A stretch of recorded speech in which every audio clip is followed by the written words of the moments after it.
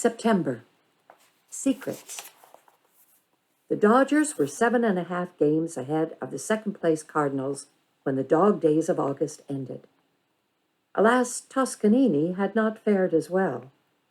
He looked awful, really chewed out, a shadow of his showy self. Much too much of him now feathered the bottom of his cage. Shirley worried. Father cited scientific proof that birds often molt during hot weather. Mother filled Toscanini's cup with another herbal brew. This one, she assured Shirley, had successfully cured thousands of Chinese of baldness. Wait and see. Yes, Mother.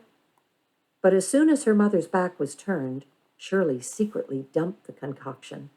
Not because of a lack of faith in her mother's remedies, just the opposite. She was sure the Senora would rather find, upon her return, a parrot, however bald, than Toscanini with yards of straight black hair. Shirley was still worrying the night before the first day of school. Everything had been readied. New shoes that did not pinch, spiral notepads that rustled like dollars from the bank, and yellow pencils sharpened to a decimal point, without a tooth mark to be found. Yet she was uneasy. The problem was not just Toscanini.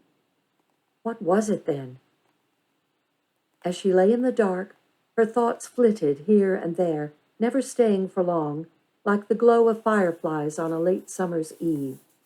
Vacation had sped by as swiftly as an arrow, but she liked school and certainly missed all the friends she had made there. Why was she shy about seeing them again? Shirley hid her face in the pillow. She knew the answer.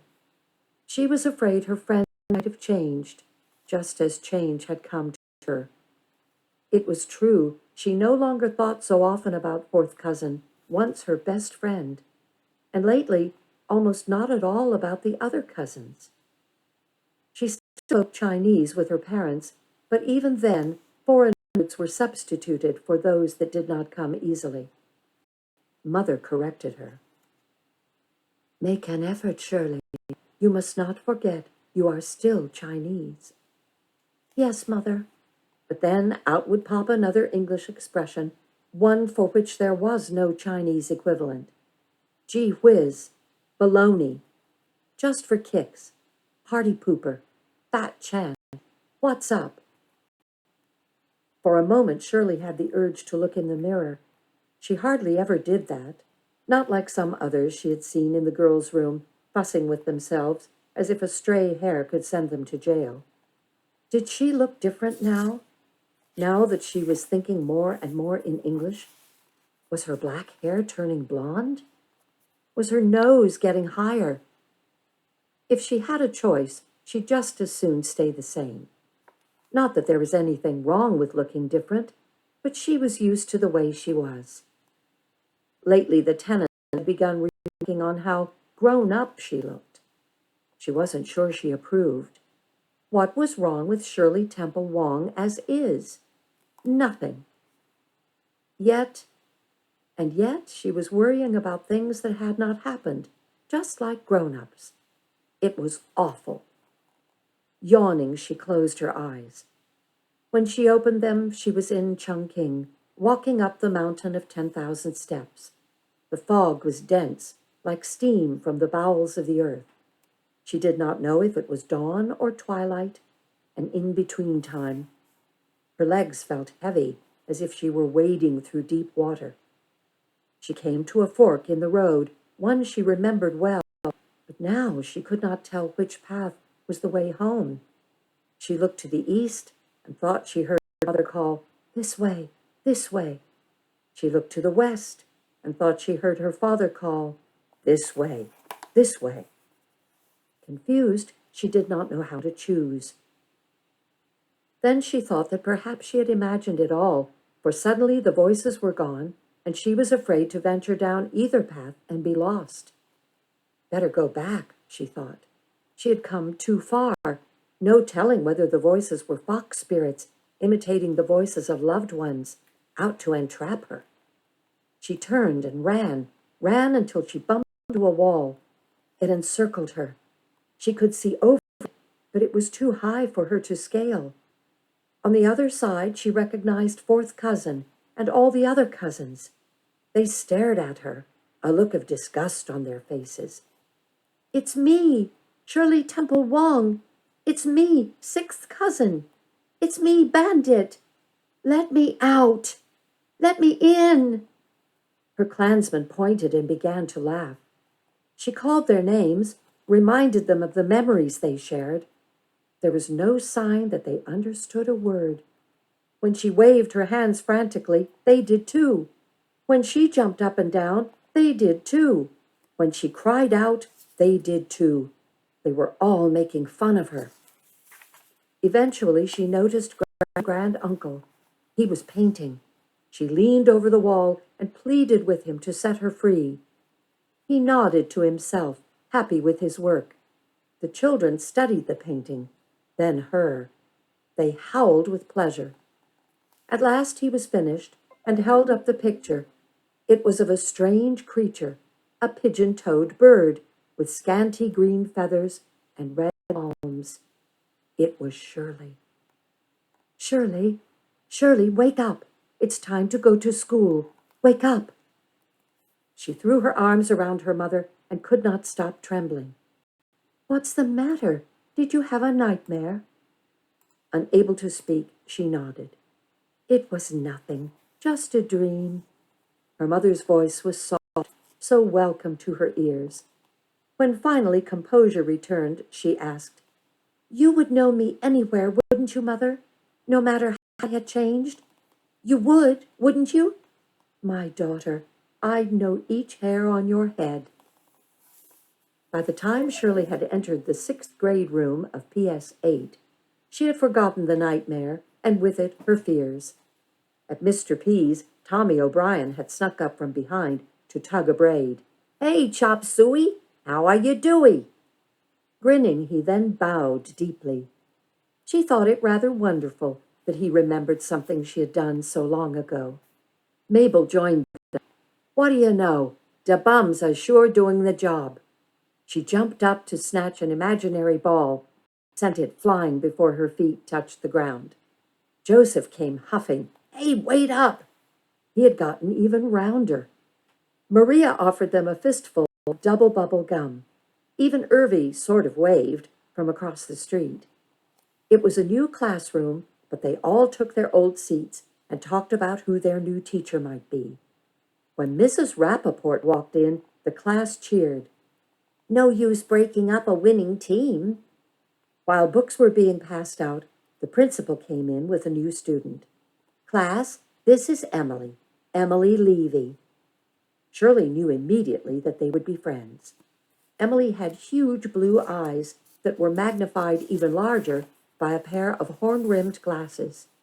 She was the only other girl in class, besides herself, who wore 2 long braids. Though plain, she did not look at all like fourth cousin. Yet there was something about her that reminded Shirley of her once favorite companion. Perhaps it was the impression they both gave of no nonsense. Their friendship began at lunch, when Shirley showed Emily where to buy tickets and took her through the line, whispering who among the counter ladies gave generous portions, what was good to eat, and what should be avoided at all costs. "The corn muffins are the same ones from last year. Never, never touch the rice pudding." Seated, Emily gave an efficient shake of her milk carton and asked without further ado, "Do you like to study?" Shirley looked around to see if anyone had heard or could hear, but before she could answer, Emily confessed, "I do. I don't play anything but board games or charades. I read books, lots of them. I practice the cello 2 hours a day. My father's a psychiatrist. My mother's a committee woman. I have 2 older brothers and sisters, and we all are progressives." Throughout her recitation, her eyes never blinked. They just peered straight into Shirley's, as if testing her. Shirley wanted to laugh, but thought better of it. Clearing her throat, she replied in tones worthy of a monk collecting alms. "I like to study. I play all games. I read books. I hate the piano. My father's an engineer. My mother's a landlady. I have 8 cousins, and we are all Chinese.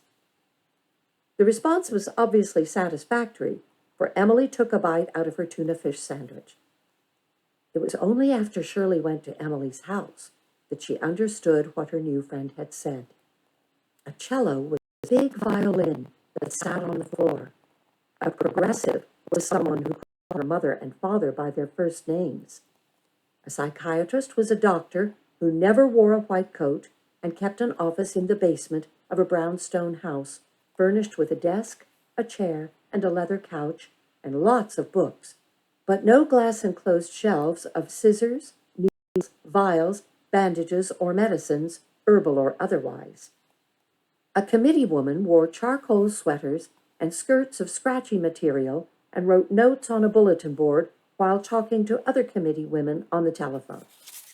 Board games were not played with a ball. Charades was fun.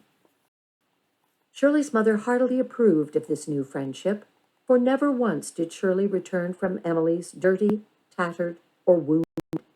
Never once without a borrowed book to read. Emily had the entire collection of Nancy Drew mysteries. Her brothers had every adventure that Zane Grey ever wrote. Best of all, the Levy family played chamber music every afternoon, thus broadening Shirley's cultural horizons. In the beginning, Shirley only listened politely, hunting for the tune, because all too often each instrument sang its own song and confused her. How do you listen to several conversations at once?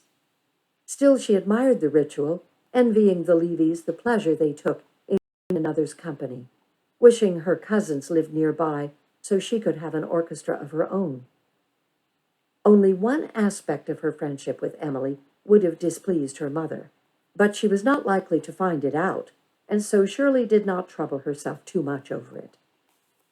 One afternoon, when they were alone in the house, Emily closed her arithmetic book and whispered, "Can you keep a secret?" "Of course." "Will you swear it in blood?"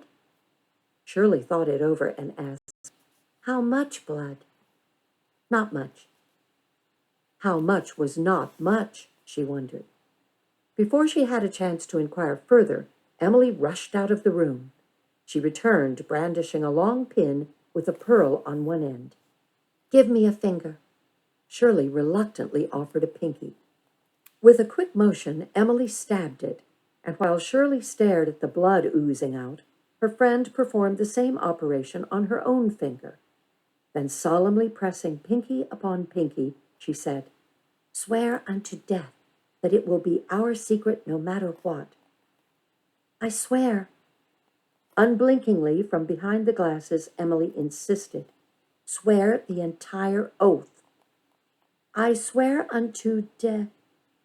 Shirley hesitated. Grandmother had always forbidden the saying of that word. Say it, and the gods will be tempted to make it so. But how could she refuse now? Her best friend was waiting. Perhaps, she prayed, the gods only spoke Chinese, never studied English, would not recognize dictation in another language. "Death, that this will be our secret no matter what." The corners of Emily's mouth lifted into a wicked smile. "Come." They tiptoed down the stairs, past the living room, down the stairs to Dr. Levy's office. Emily put her ear to the door. Shirley did the same. She could not hear a sound. Emily carefully tried the knob. It turned, and they slipped inside. "Look out the window and see if anyone's coming." Shirley did as she was told. A pair of trousers walked by, followed by a dog, which stopped to sniff a tree. The animal glared at her, as if to ask, "What are you up to?" Shirley ducked. "Anyone there?" "No." "Then come quick." Shirley turned, but saw no one. "Here, behind the desk." She almost fell over the book that lay open on the rug. "Look, isn't this a wonderful secret?" Giggling, Emily pointed to the page. Shirley dared not look. What terrible thing warranted such precautions? Look! She did. What is it? Naked people, whispered Emily. Oh.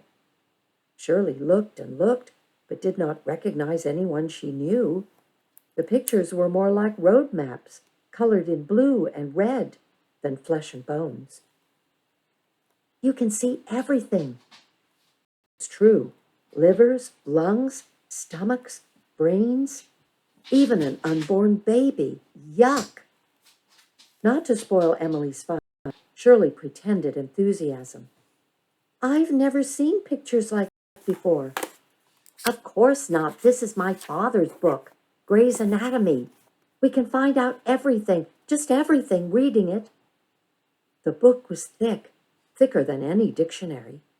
Shirley had no desire to read the small print and whispered, I hear footsteps. Now she could but watch as her friend performed the mad antics of a comedian in an old-fashioned movie, scurrying here and there, bumping into the furniture, tripping over her own feet, hiding the evidence, and stealing up the stairs. Panting in the safety of her room, Emily cautioned, Remember, it's our secret.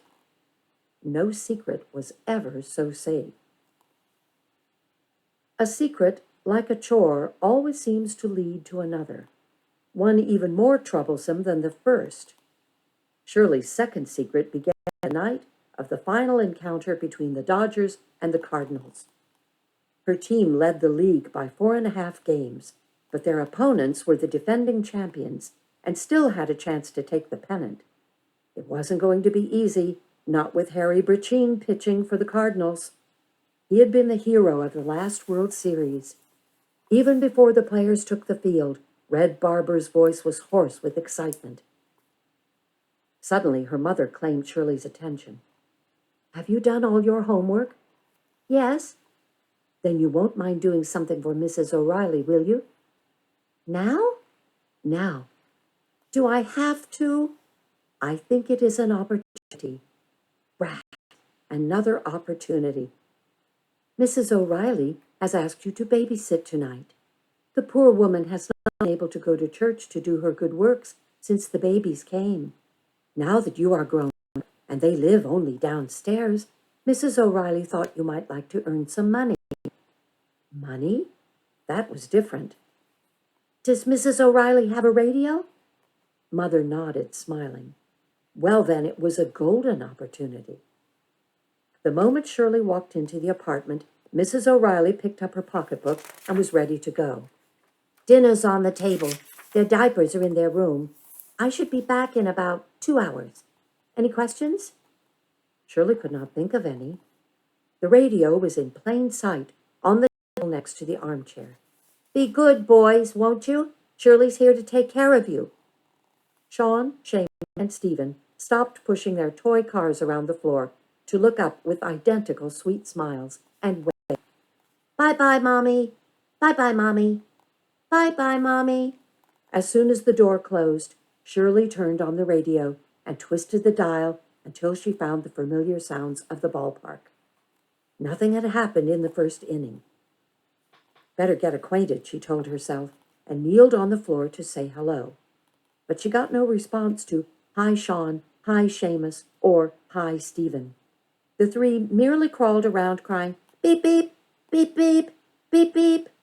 When they sat perfectly still, each triplet was indistinguishable from his brothers. Now in orbit, they were an endless multitude. The effect was far from relaxing. Grabbing the nearest, Shirley tried to station him in a high chair. The baby weighed less than precious coins, but was a lot more grief. He drooled with delight at Shirley's foolish struggle to thread him into the chair. If the legs were in position, the head was turned the wrong way. If the head faced the right direction, the legs dangled over the table. If she begged the child to bend, he stiffened. If she begged him to straighten, he slouched, almost slipping through her hands. Compared to this, dressing an octopus would have been a cinch. 1 seated, 2 more to go. In each case, the battle was prolonged and silent. When all 3 were safely seated in their chairs, Shirley was exhausted. and Joe Garagiola hadn't beaten the throw, but had spiked Jackie Robinson's foot instead and given all Dodgers fans one more reason to hate the Cardinals. The stands were in an uproar, but nothing compared to the cries that now emanated from the triplets, each outdoing the other. "My chair! I want my own chair! My chair! I want my own chair! My chair! I want my own chair!" Shirley didn't even know which one was Sean, Seamus, or Stephen, much less their chairs. "Okay, okay." Shirley hurried to reverse the seating that had taken her an inning to accomplish. "Beep, beep, beep, beep, beep, beep." Stamping her foot, she shouted, "Which is your chair?" All three pointed to the one facing the kitchen. "That mine! That mine! That mine!" Third uncle was right. Money did not rain from the skies. But no baby was going to defeat her. She picked up the nearest one and sat down at the table. With one hand tied around his belly, she fed him with the other. The process was messy, like pitching coal onto a moving train. Meanwhile, Robinson came to bat and almost got into a fight with the catcher, Garagiola. If it hadn't been for the umpire, there would have been a riot in St. Louis. Shirley longed for just such an official to keep the peace among Sean, Seamus, and Stephen. When one was not spitting out food, another was tugging at her skirt, while the third screamed for his car, which had rolled underneath the sofa. By the fifth inning, she had finally restored the dining room to its original condition. Now, with one man on base, her hero smacked the ball right out of the park. She yelled, "Hooray!" The boys did too, but when she had stopped, they kept on yelling, "Hooray! Hooray! Hooray!" "Please stop, please, please don't shout any more." She might as well have been speaking Chinese. Somehow she managed to peel off their clothing, stuff them into pajamas, and put them to bed. Then, muttering thanks to the goddess Kuan Yin, she flung her weary self into the armchair to seek solace in the uninterrupted enjoyment of the last inning. No sooner had she done so than a chorus of cries issued from the bedroom. "Sean's wet! Sean's wet! Sean's wet!" "Which one of you is Sean?" Silence. Drooling. Undoing the buttons from neck to toe, she looked for signs of Sean, wishing that they dressed like Chinese babies with a handy slit in their pants. How much simpler life had been in Chungking when all she had had to do was lift Precious Coin's legs over a chamber pot. By the time Sean was found and sanitized, the game was over. The Dodgers had won 4-3, but Shirley was much too beaten to enjoy the victory. Within moments, Mrs. O'Reilly returned. Her sons were snoring peacefully. Not a limb moved. The warriors had fought the good fight and deserved a rest. Shirley earned 3 dimes that shone in her palm as brightly as medals for valor. She couldn't wait to show them to her parents. The next day, Father presented her with a piggy bank. "Now that you're earning money, you deserve a proper place to keep it." While her proud parents watched, Shirley lovingly deposited the coins in the china pig. Thereafter, twice a week, Mrs. O'Reilly did her good works, and twice a week Shirley wrestled with Sean, Seamus, and Stephen. For a while, the coins that jingled more loudly in the pig drowned out the taunts of the terrible threesome. But as the magic number, any combination of Dodger wins or Cardinal losses needed for the Dodgers to win the National League pennant, dwindled from 7-6 to 5-4 to 3, Shirley fretted. More and more she longed to exchange the chaos of the downstairs apartment for the quiet of her own. The boys were no fans of the Dodgers or of Shirley. Drastic measures were called for. Before she went to babysit again, Shirley secretly substituted buttons for the coins in the piggy bank. Then at Mr. P's, she armed herself with a fabulous array of candy. Amitabha, bribery worked magic. Sucking sweets, the terrible threesome was no more. In their stead, the tame trio. Bursting into her own apartment in triumph, Shirley found her mother still working on the accounts for the Senora and her father mixing paint. As usual, they stopped what they were doing to witness the grand ceremony of feeding the pig. Mother gave her a quick squeeze. Father patted her on the shoulder. "Go on, Shirley. Go on." "No, wait," announced Father, as he pulled a small blue book from his back pocket to give Shirley. On it were stamped many numbers and her name in gold. "What is it?" "Your own savings account at the Brooklyn National Bank. Open it." On the first line was a deposit of $5, a week's grocery money. "Now, every time the pig is filled, you can go to the bank yourself and make a deposit. And every penny in the account will go to help pay for your college education." "College?" "Yes, it is not too early to plan. College is expensive, but it is the most valuable treasure a person can have. With a proper education, you can aspire to do anything you desire in America. Be a doctor, or a teacher, or an engineer? Of course." Passing her finger over the name in gold, Shirley pictured herself as a grown-up, saving a life on the operating table, teaching a class, building a bridge. The images thrilled her, for she saw them so clearly in her parents' eyes.